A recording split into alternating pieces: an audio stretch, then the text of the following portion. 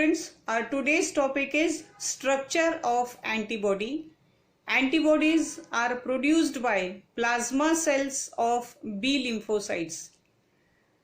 When the antibodies are produced, when an antigen enters into our body, the immune system or the plasma cells, they will produce the antibodies in response to the stimulus that is given by the antigen. The antibodies are produced very rapidly by the plasma cells, that is about 2000 molecules per second. The antibodies, they are also called as immunoglobulins. Immunoglobulin, if we split the word, it becomes immuno and globulin. Immuno, it means immune system, and globulin, it means proteins. In short, antibodies or immunoglobulins, these are nothing but the proteins or glycoproteins. The structure of antibody, it shows presence of 4 polypeptide chains. This is 1, 2, 3 and 4. These are the 4 polypeptide chains. The one which is drawn with yellow colors, these are called as heavy chains, and the one which are drawn with pink color, these are called as light chains. Short form for heavy chains is H chain and short form for light chain is L chain. These forms the arms of the antibody and this forms the stem. If you clearly look at the structure of antibody, it appears like English alphabet Y. So this part or the upper part of Y, this forms arms of the antibodies and this forms the stem of the antibody. We'll see this in the diagram. These are the arms of the antibodies and this forms the stem of the antibody. The point where arms and stem is joined, this point, it is called as hinge. So if this forms the arm of the antibody and this forms the stem, then this is their point of attachment and this is called as hinge. In all, there are 4 polypeptide chains.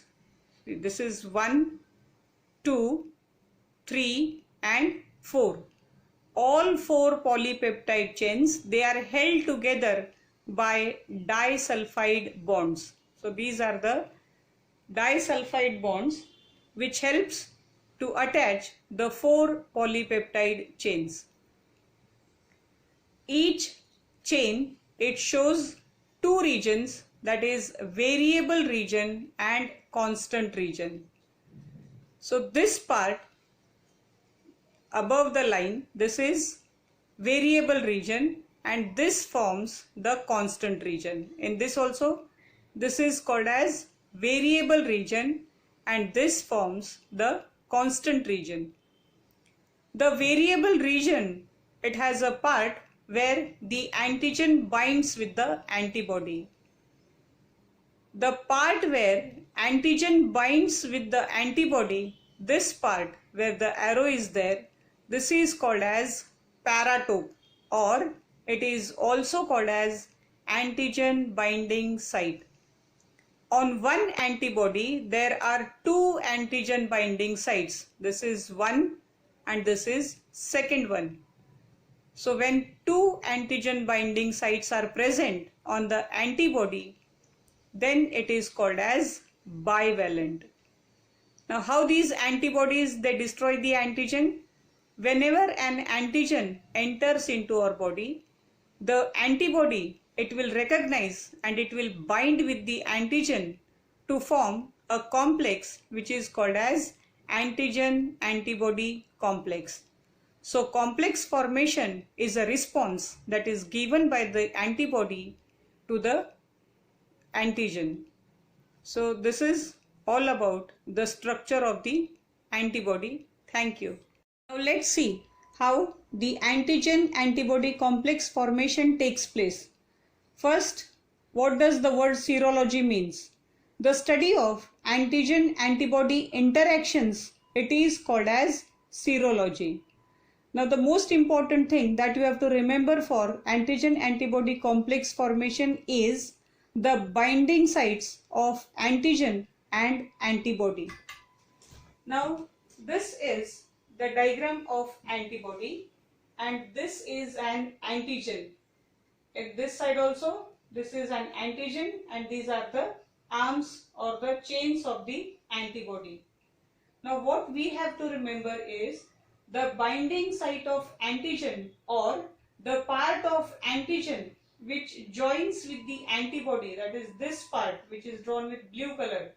This part it is called as epitope, and the part of the antibody which binds with the antigen, that is this part, this is called as paratope, and paratope it is present on the variable region of antibody. So these are the two important things that we have to remember during the complex formation. The binding site of antigen, which is called as epitope, or it is also called as the combining site of antigen. Whereas paratope, it is the part of the antibody where the antigen binds. So this is paratope and this is the epitope.